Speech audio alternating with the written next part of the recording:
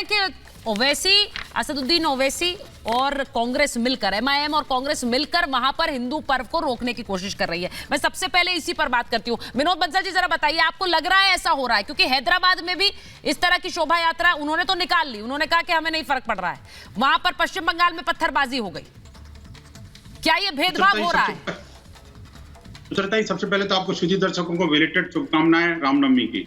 दूसरी बात ये भी देखिए कि ये जो हैदराबाद नहीं, मैं तो इसको भाग्यनगरी कहता हूँ, इसका भाग्योदय होने वाला है। अब ये भाग्य बदलने वाला है। वास्तव में ये अभागा था, कुछ ऐसे तत्वों के बीच में फंसा हुआ था जिससे मुक्ति का समय अब आ गया। लेकिन साथ ही साथ मैं कहूंगा कि बंगाल की जो पावन भूमि है, जिसको पिछले कुछ दशकों से जिस तरह से ग्रहण लगा हुआ है, ममता जी के आने के बाद ऐसा लग रहा था कि शायद कम्युनिस्टों से बंगाल बच जाएगा, लेकिन ऐसा लगा कि ये तो कम्युनिस्टों से भी ज्यादा घातक ये टीएमसी वाले निकले, क्योंकि एक ही सिक्के के दो पहलू हैं। लेकिन आप देखिए कि एक बड़ी विडंबना है कि भारत के हिंदू समाज को अपने ही भारत के अंदर अपने ही पर्व त्योहार और महापुरुषों की जो जयंतियों को मनाने के लिए न सिर्फ जमीन पर संघर्ष करना पड़ता है, बल्कि हाईकोर्ट तक जाना पड़ता है। परमिशन सरकार से लेने के बावजूद भी हमारे ऊपर हमले होते हैं, उस परमिशन को डिनाई कर दिया जाता है। और उसके बाद हम जब हाईकोर्ट जाते हैं, जो उच्च न्यायालय है, कड़ी फटकार के बाद में हमें उनको सरकार को फटकार लगाता है और हमें परमिशन देता है, उसके बावजूद भी हमारे ऊपर हमले हो जाते हैं। और एक बार नहीं, दो बार नहीं, तीन बार नहीं, हर वर्ष हमले चलता है हिंदुस्तान। आप देखिए ना, तो चलता ही, मैं कहता हूँ पिछले साल जो हमले हुए थे हमारे ऊपर, वो तो कलकत्ता के अंदर हुए थे। और मैं कहता हूँ कि वो तो बाकायदा परमिशन के बाद हुए थे। अब मैं कहता हूँ मुस्लिम बस्तियों में हमारे ऊपर हमले क्यों होते हैं? आखिरकार मस्जिद और मस्जिद से हमें टारगेट क्यों किया जाता है? हमें परमिशन के लिए बार बार हाईकोर्ट क्यों जाना पड़ता है? और मैं कहता हूँ उसकी जांच क्यों नहीं हो पाती? हमें उस जांच के लिए भी हाईकोर्ट जाना पड़ता है। आपको याद होगा पिछली बार जो हमारे ऊपर हमले हुए थे, प्राणघातक हमले हुए थे, जैसे मुर्शिदाबाद में हुए थे, वैसे मैं ये सवाल संजय सरकार जी से पूछ लेती हूँ एक बार, फिर मैं स्टूडियो में आऊंगी, क्योंकि यहाँ ममता जी बैठी हैं, दुष्यंत जी, जवाद साहब, मैं सबके पास आ जाती हूँ, प्रियंका जी भी जुड़ गई। लेकिन जरा बताइए संजय जी, ये क्यों है कि शोभा यात्रा निकालनी है तो कोर्ट जाइए, और निकलती भी है तो फिर पत्थरबाजी हो जाती है? ये जो सरकारें वहां पर काम कर रही हैं, उनकी जिम्मेदारी है कि नहीं है, या फिर वो सिर्फ ये कहते रहेंगे कि दंगा होगा, दंगा होगा, और जब ये होगा तो कुछ नहीं होगा? सुचेता जी, सबसे पहले रामनवमी, नील पूजा, नया साल, बंगाल का नया साल का सब आपको शुभकामनाएं देता हूं, तमाम पैनलिस्ट लोग को भी और देशवासियों को। सबसे बड़े बात, एक तस्वीर दिखाता हूं, इसके नाम है देवाशीष धर। ये बीआरएस लेके, ये एक आईपीएस ऑफिसर है, बीआरएस लेके बीरभूम से चुनाव लड़ रहा है।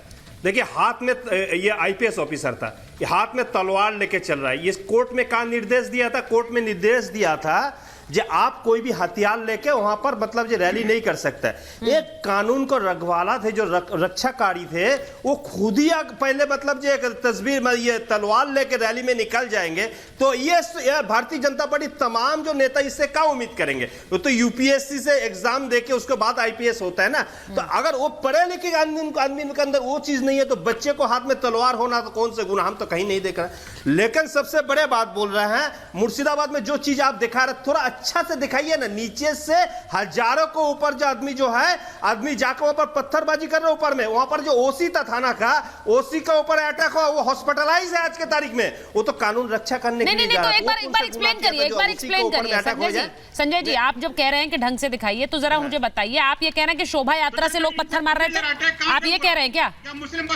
एक मिनट विनोद जी आ रही हूं मैं। आप ये कह रहे हैं कि शोभा यात्रा में लोग निकल रहे थे और पत्थर मार रहे थे, और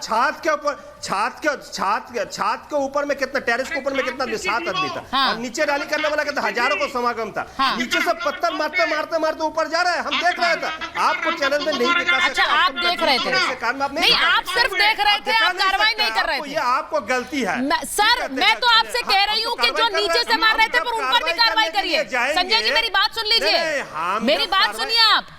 मैं ये कह रही हूं कि जो गलती कर रहा है उस पर कार्रवाई करिए। ये मत देखिए कि वो कहां खड़ा है, ऊपर खड़ा है या नीचे खड़ा है, लेकिन कार्रवाई करिए ना।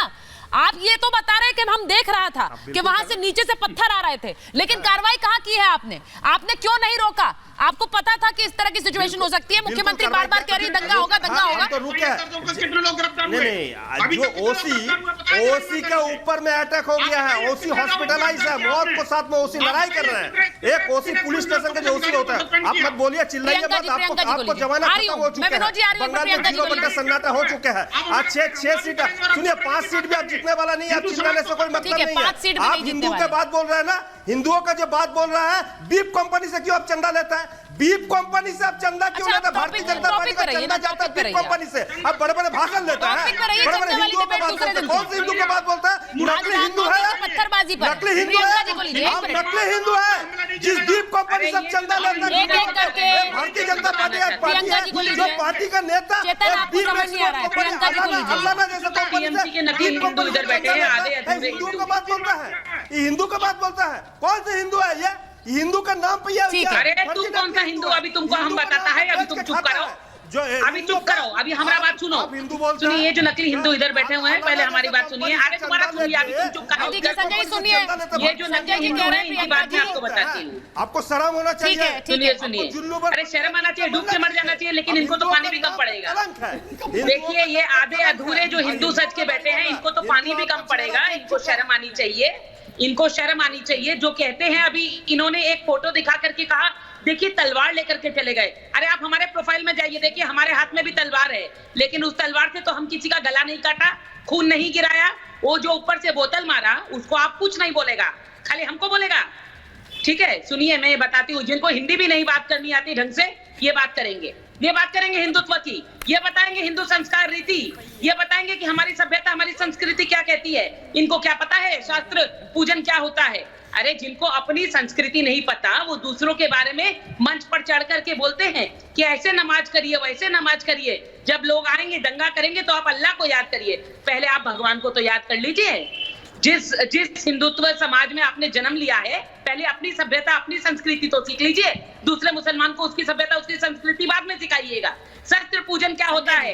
अरे जब महिषासुर का अंत करना था, तो माँ दुर्गा के हाथ में सभी देवी देवताओं ने जो है वो अपने शस्त्र सौंपे थे कि उनका संहार करिए, उनका संहार करिए, दुष्टों का संहार करिए। मगर आप देखिए ये कैसे दुष्ट, अरे कितने महिषासुर अभी ऐसे आ गए हैं जो हिंदुत्व को गाली दे रहे हैं, जो हिंदुत्व को गाली दे रहे हैं। आप मुझे बताइए ना, कौन सी तलवार ने किसका गला काटा, कितना खून गिरा?